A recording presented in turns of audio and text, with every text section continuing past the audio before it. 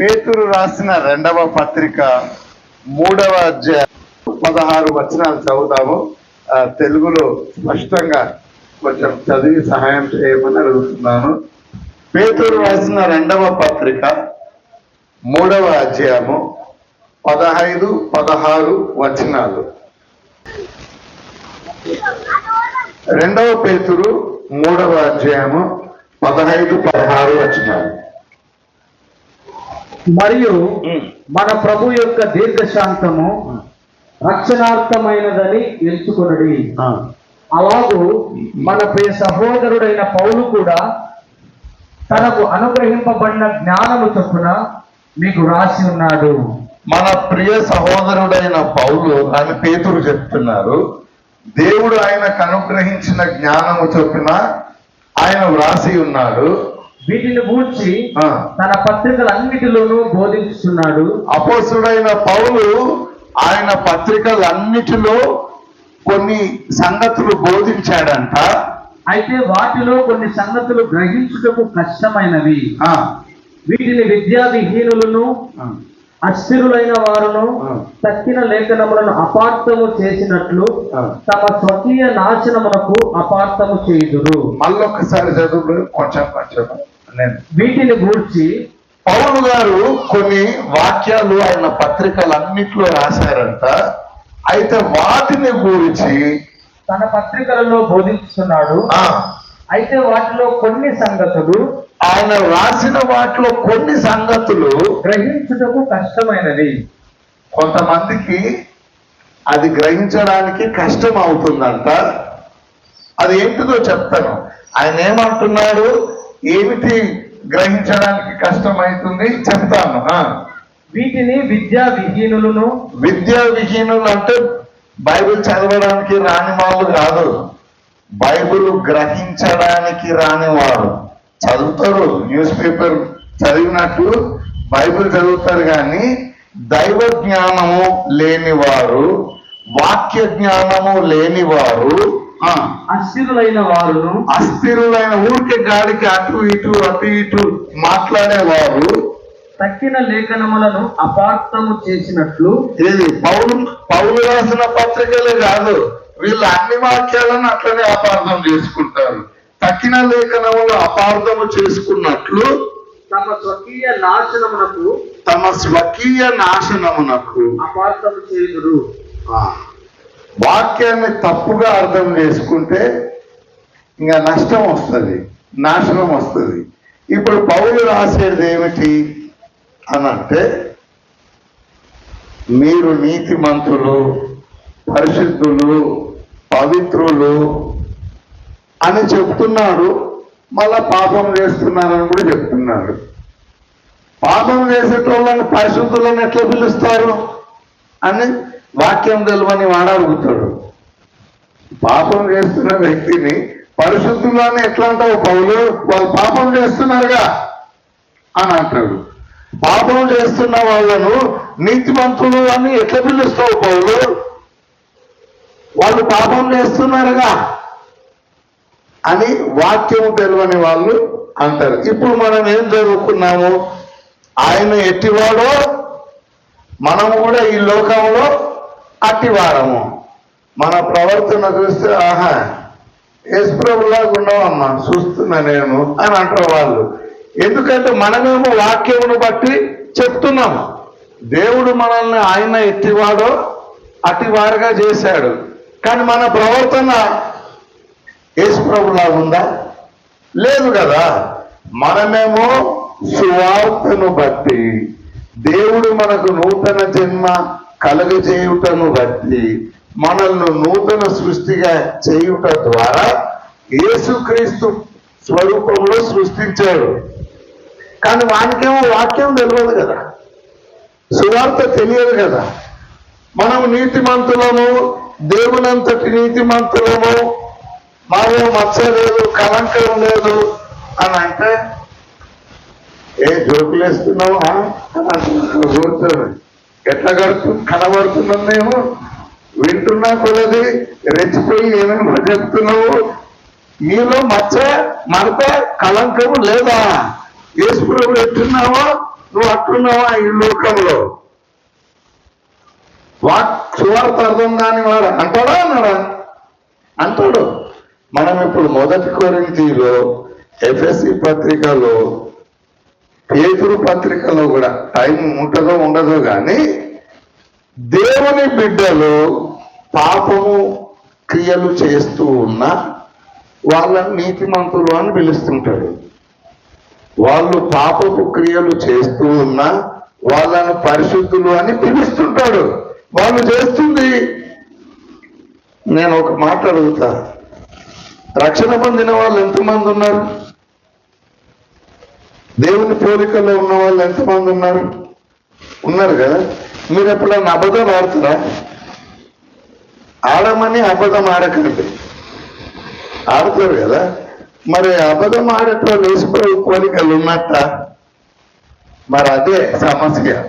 మీరు ప్రవర్తనను జన్మకు ముడిపెడితే ఇది తెగదు, ముడిపడదు. ఇక్కడనే కన్ఫ్యూజన్ వస్తుంది. వాక్యము తెలియని వారు పౌలు మాట్లాడుతున్న మాటలను అపార్థం చేసుకొని స్వకీయ నాశనం ఉన్న తగిన లేఖనములను కూడా అపార్థం చేసుకొని నాశనం అయిపోతున్నాము. ఇప్పుడు వినేవాళ్ళు కూడా ఉంటారు చాలా మంది. ఒకటే వస్తారు, వింటారు. వీళ్ళేంటండి ఈ చర్చిలో దేవునంత నీతిమంతులు అంటున్నారు, వీళ్ళు మడత కలంకము లేని వారు అంటున్నారు. వారి జీవితం చూస్తే అట్లా కనిపిస్తలేదు కదా. వీళ్ళంతా అబద్ధాలు ఆడుతున్నారు అని అంటారా అన్నారా? కాబట్టి మనం దేన్ని బట్టి అంటున్నామో, మన ప్రవర్తనను బట్టి మనం నూతన సృష్టి అంటున్నామా? మన ప్రవర్తనను బట్టి నేను యేసు ప్రభు పోలికలో ఉన్నామని అంటున్నామా? అట్లా అంటలేము. మళ్ళీ ఒక ఎగ్జాంపుల్ చెప్తాను. ఉదయం చెప్పాను, మరలా అదే చెప్తాను. ఒక సింహము పిల్ల కుక్క పిల్లల మధ్యలో పెరుగుతూ అది సింహము ప్రవర్తించట్లేదు. అది ఎంత శాతము సింహము? ఆ పిల్ల, సింహం పిల్ల, అది ఎంత పర్సెంట్ కుక్క, ఎంత పర్సెంట్ సింహం? ఎంత శాతము కుక్క, ఎంత శాతము సింహము? ఆ సింహం పిల్ల ఏమంటారు? 50% కుక్కనా? అలా అట్లా ఉంటారు. అదే సింహము కుక్కలతో తిరుగుతూ కుక్కలాగా ప్రవర్తిస్తుంటే ఆ సింహము ఎంత శాతము కుక్క, ఎంత శాతము సింహము? అది అట్లుంది. చూసావా? మరలా గద్ద పిల్ల అన్నాము. అది బ్రాయిలర్ కోళ్ళ మధ్యలో ఉన్నది. అది బ్రాయిలర్ కోళ్ళలాగా ప్రవర్తిస్తుంది. అది ఎంత శాతము బ్రాయిలర్ కోడి, ఎంత శాతము గద్ద?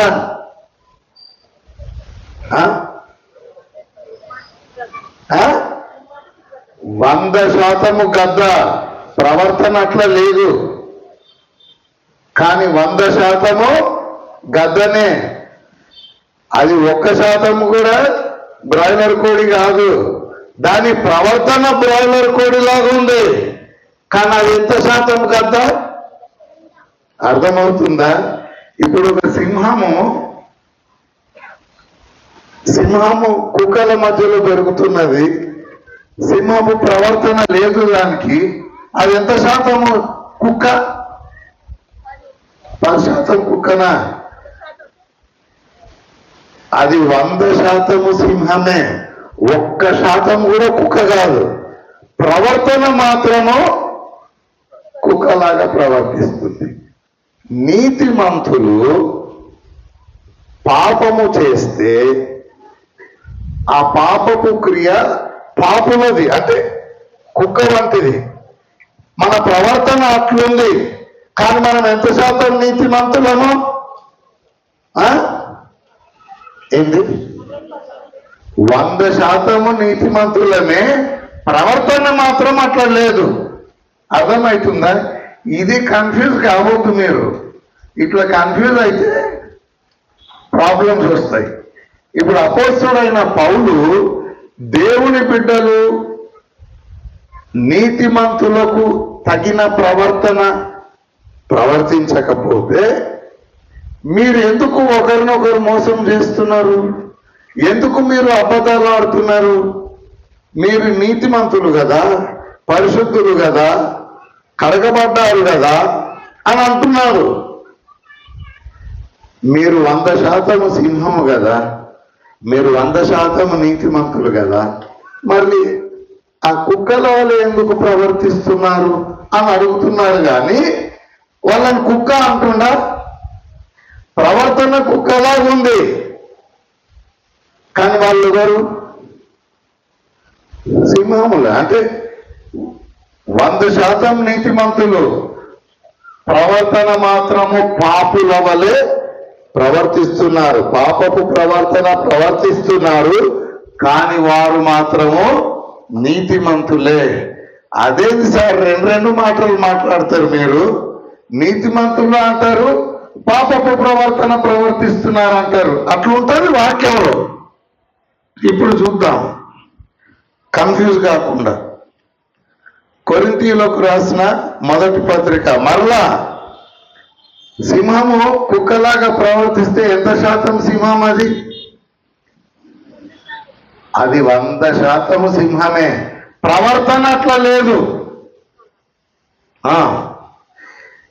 మనం కొన్నిసార్లు ఎవరైనా తిడతారు కదా మనల్ని, మనుషుల్ని, అరే కొంచెం మనిషిలాగా ప్రవర్తించురా అంటారు. ఎప్పుడు విన్నారా అట్లాంటి తిట్టు?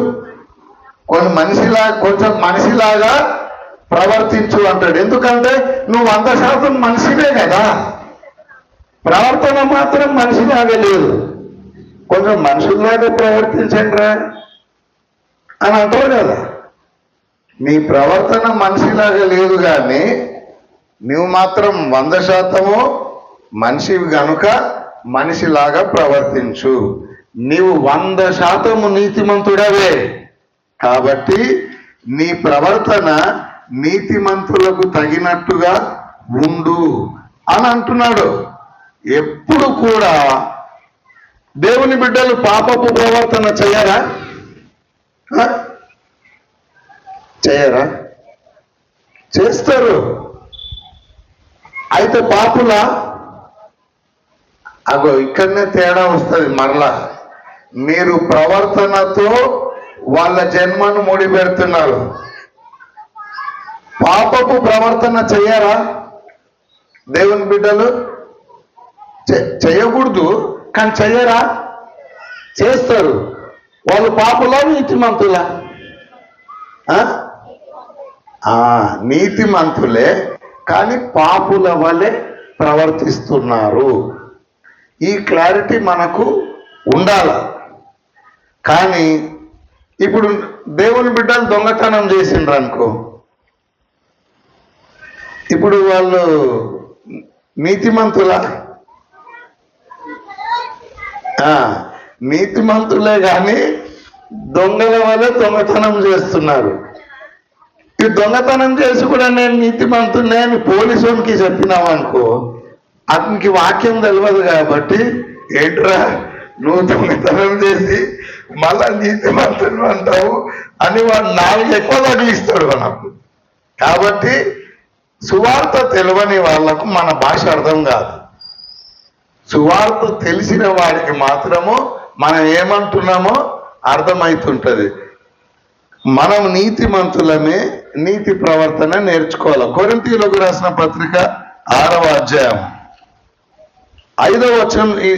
నేను ఓన్లీ సందర్భం చెప్తున్నా. ఇక్కడ కొంతమంది దేవుని బిడ్డలు ఒకరితో ఒకరు పోట్లాడుకుంటూ వాళ్ళు కోర్టుకు వెళ్తున్నారు. ఏది? రక్షణ లేని ఒక న్యాయాధిపతి దగ్గరికి, దేవుణ్ణి ఎరగని న్యాయస్థానానికి పోయి, సార్ మేమిద్దరం దేవుని బిడ్డలమే, మాకు కొంచెం న్యాయం చెప్పండి అని వాళ్ళు అడుగుతున్నారు. అలాంటి వాళ్ళతో అపోస్తలుడైన పౌలు ఇట్లా అంటున్నాడు. 2వ వచనం చదువుదాం. 6:2 నుంచి. పరిశుద్ధులు ఆ, లోకమునకు తీర్పు తీర్చుదురని మీరు ఎరుగరా? చూసావా, వాళ్ళకు గుర్తు చేస్తున్నాడు. అసలు వీళ్ళు ఏం చేస్తున్నారు ఒకసారి అది చదివి తర్వాత మళ్ళీ ముందుకు వద్దాము. వీళ్ళు ఏం చేస్తున్నారు అని అంటే 7వ వచనం చదువుదాం. వీళ్ళు ఏం చేస్తున్నారు ఈ సహోదరులు? ఒకని మీద ఒకడు ఆ, వ్యాజ్యమాడుట ఉమ్, మీలో ఇప్పటికే కేవలం లోపం, ఆ, అంతకంటే అన్యాయం సహించడం మేలు కాదా? ఆ, దానికంటే మీ సొత్తులను అపహరింపబడుట ఆ. ఇచ్చుట మేలు కాదా? 8 కూడా చదువు బ్రదర్. అయితే మీరు అన్యాయం చేయుచున్నారు, అపహరించుతున్నారు, మీ సహోదరులకే ఇలాగ చేస్తున్నారు. ఈ దేవుని బిడ్డలు అన్యాయం చేస్తున్నారా? చేస్తలేరా? మీరు అన్యాయం చేస్తున్నారు, అపహరిస్తున్నారు. అది కూడా ఇంకొక దేవుని బిడ్డతోనే ఈ అన్యాయము అపహరణ చేస్తున్నారు.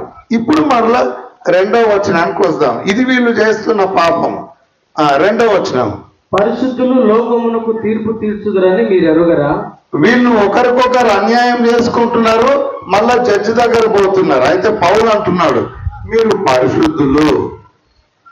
ఈ పాపం చేసేటోళ్ళని పరిశుద్ధులను పిలవచ్చా?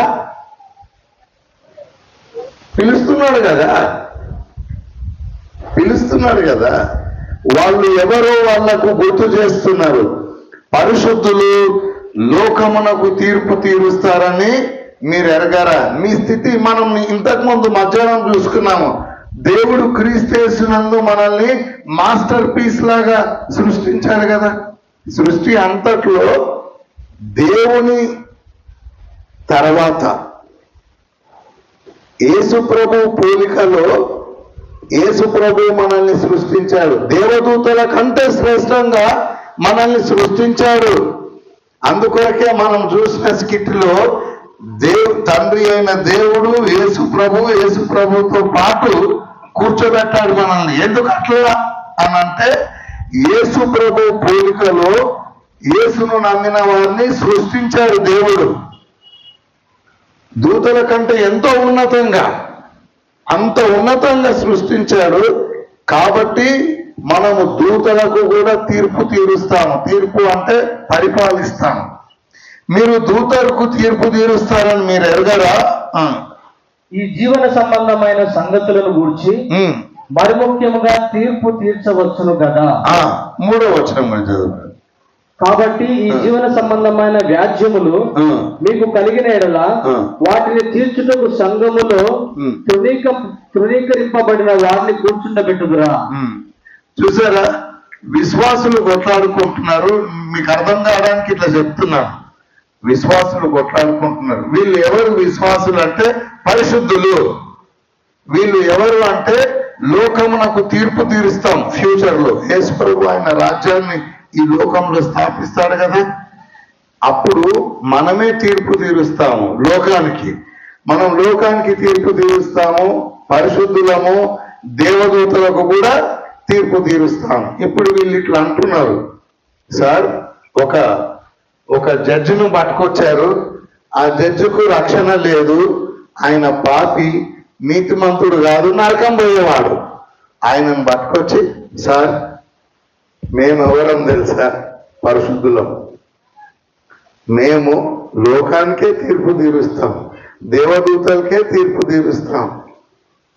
కానీ మీరు బాగానే నరకం పోతున్నారు, మాకు కొంచెం జడ్జిమెంట్ ఇయ్యారా, మీరు న్యాయం చెప్పండి అని ఇంత పెద్ద హోదా ఉన్న వాళ్ళు నరకం పోయేటోడిని న్యాయం అడుగుతున్నారు. ఇంతకంటే లోపం ఉంటుందా దేవుని బిడ్డలలో? ఆయన ఏమంటున్నాడు చూడు, 5వ వచనం చదవండి. మీకు సిగ్గు రావాలని చెప్పుచున్నాను. పరిశుద్ధులు లోకానికి తీర్పు తీర్చేవారు, దేవదూతలకు తీర్పు తీర్చేవాళ్ళు ఒక నరకం పోయే వాడి దగ్గరికి పోయి న్యాయం అడుగుతారా? సిగ్గు లేదు అని అంటున్నాడు ఆయన. ఇప్పటికే మీకు సిగ్గు రావాల, మీ ప్రవర్తన ఏంటిది, మీ స్థితి ఏమిటి అని అంటున్నాడు. తన సహోదరుల మధ్యను వ్యాజ్యము తీర్చగల బుద్ధిమంతుడు మీలో ఒకడైనను లేడా? లేడా? ఇప్పుడు చూడండి ఏమని చెప్తున్నాడంటే, యేసును నమ్మని వారు, వాళ్ళు పాపులు, వాళ్ళు ఇక్కడ 9వ వచనం నుంచి చదువుదామండి. 9వ వచనం చదువు, 9-10. అన్యాయస్తులు దేవుని రాజ్యమునకు వారసులు కానేరరు అని మీకు తెలియదా? వీళ్ళు ఎవరి ఎదుటనైతే పోయి న్యాయం అడుగుతున్నారో వాళ్ళు అన్యాయస్తులు అని అక్కడ ఉంది, కానీ అనీతిమంతులు. మనం ఎవరము? నీతిమంతులము. యేసును నమ్మని వారు అనీతిమంతులు. అనీతిమంతులు దేవుని రాజ్యమునకు హక్కుదారులు కారు అని మీకు తెలియదా? మోసపోకుడి, జారులైనను, విగ్రహారాధికులైనను, వ్యభిచారులైనను, ఆడంగితనము గలవారైనను, పురుష సంయోగులైనను, దొంగలైనను, లోగులైనను, త్రాగుబోతులైనను, దూషకులైనను, దోచుకుని వారైనను దేవుని రాజ్యమునకు వారసులు కానేరరు. వీళ్ళందరూ దేవుని రాజ్యానికి వారసులు కానేరరు. కానీ మనం ఎవరము? ఆయన 2 గుంపుల గురించి మాట్లాడుతున్నారు. ఎవరు దేవుని రాజ్యానికి వారసులు కారో, ఎవరు దేవుని రాజ్యానికి వారసులో చెప్తున్నారు. వాళ్ళు దేవుని రాజ్యానికి వారసులు కానేరరు. 11 బ్రదర్. మీలో కొందరు అట్టివార ఇంటిరి గాని ప్రభువైన యేసుక్రీస్తు నామమున మన దేవుని ఆత్మయందు మీరు కడగబడి. ఇప్పుడు చూడు, ఇప్పుడు దేవుని బిడ్డల స్థితి ఏంటిది? మీరు ఆత్మ వలన కడగబడి పరిశుద్ధపరచబడిన వారై నీతిమంతులుగా తీర్చబడితే.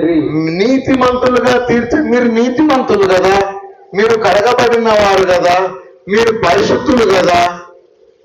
మీరు వాళ్ళలాగా ఒకరినొకడు మోసం చేసేది ఎవరి స్వభావము? పాపుల స్వభావము. మీరెవరు? నీతిమంతులు. ఇప్పుడు మరలా మన సింహము కుక్క ఉపమానానికి వెళ్తే బహుబహుబహుమని మొరిగేది కుక్క స్వభావమా, సింహం స్వభావమా? మీరు కుక్కల్లాగా ప్రవర్తిస్తున్నారేంటి? మీరు సింహం కదా అని అడిగినట్టు. నువ్వు కోడిలాగా ప్రవర్తిస్తున్నావేంటి? నువ్వు పక్షిరాజువు కదా అని అడిగినట్లు. నువ్వు నీతివంతునివి కదా, నువ్వు వాళ్ళలాగా పాపం ఎందుకు చేస్తున్నావు? మానే, ఇది నీకు తగదు అంటున్నాడు. పాపము చేస్తున్నా కూడా వీళ్ళు నీతిమంతులు, పరిశుద్ధులు, కడగబడిన వారు కనుక అట్టి క్రియలు చేయొద్దు అంటున్నాడు. దేవుని బిడ్డలు పాపపు క్రియలు చేసే ఆస్కారం ఉందా లేదా? ఉంది. అయితే వాళ్ళని పాపలను పిలుస్తారా? మీరు కన్ఫ్యూజ్ కావద్దు. పాపం చేస్తలేని అనొద్దు. మళ్ళా పాపపు క్రియలు చేస్తున్నాను అంటే నేను పాపిని కాదు, ఎందుకంటే నేను నీతిమంతుని. కానీ నేను చేసే క్రియలు మాత్రము ఒక పాపి చేసే క్రియలు చేస్తున్నాను. నాకు తగని క్రియలు నేను చేస్తున్నాను. చేసుకుంటే కూడా చేస్తలేని అనొద్దు. మళ్ళా ఇదొక ప్రాబ్లం. దేవుని బిడ్డలు దొంగతనం చేయరా? చేస్తారు. కానీ వాళ్ళని దేవుడు అంటున్నారు, నీతిమంతులు మీరు, పరిశుద్ధులు మీరు, పరిపూర్ణులు మీరు, దొంగతనం ఎందుకు చేస్తున్నారు? మానేయండి అంటున్నారు. మనం పాపపు పాపము కాదు, కానీ పాపపు క్రియలు చేస్తున్నాము. మనకు తగని క్రియలు మనము చేస్తున్నాము. ఈ లాంగ్వేజ్ అర్థం కాక చాలా మంది ఏం మాట్లాడతారండి? వీళ్ళు దేవునంతా నీతిమంతులు అంటారు, పరిపూర్ణులు అంటారు, యేసు ప్రభు ఎట్లున్నాడో అట్లున్నామంటారు. వాళ్ళ ప్రవర్తన చూస్తే మాత్రము అట్లా లేదు. బడే అబద్ధాలు ఆడతారండి వీళ్ళు. మామూలుగా ఆడరు అబద్ధాలు అని అంటారు. కాబట్టి మనకు గ్రహింపు కరెక్ట్గా ఉండాలి. మనము పాపపు క్రియలు పాపుల వల్లే ప్రవర్తిస్తున్నాము, కానీ మనం పాపులము మాత్రము కాదు. పాపం చేస్తలేను అనొద్దు, పాపపు క్రియలు చేస్తలేను అని అనొద్దు. నేను పాపిని కాదు, కానీ ఎందుకంటే నేను నీతిమంతుణ్ణి, నేను పరిశుద్ధుణ్ణి, కానీ నేను క్రియలు మాత్రము పాపులు చేసే క్రియలు చేస్తున్నాను. నేను చేయకూడదు అట్లా. మనం నీతిమంతులము, మనకు తగిన ప్రవర్తన మనము నేర్చుకుంటున్నాం ఇప్పుడు. ఎలా అంటే మనసు మారుట వలన. ఫస్ట్ ఆఫ్ ఆల్ మనం ఎవరిమో మనం గుర్తించి దాని అందు ఆనందిస్తున్న కొలది మనం ఏమై ఉన్నామో ఆ ప్రవర్తన బయటకు వస్తుంది. ఇంకోటి కూడా చూద్దాము. ఇక ఈ 6వ అధ్యాయంలో ఉన్నది కానీ అక్కడికి పోదలుచుకోలే. ఎఫెసీలోకి రాసిన పత్రిక 5వ అధ్యాయం. దేవుని బిడ్డలు పాపపు క్రియలు చేస్తారా?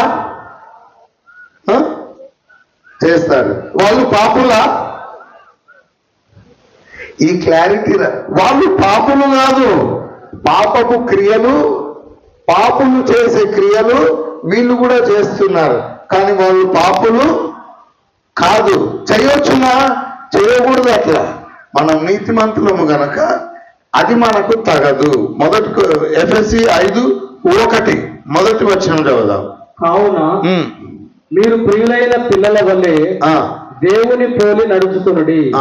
ఇక మనము దేవుని పిల్లలము కదా, దేవుని పోలి నడుచుకోవాలి. సింహం పిల్ల ఎవరిని పోలి నడుచుకోవాలా?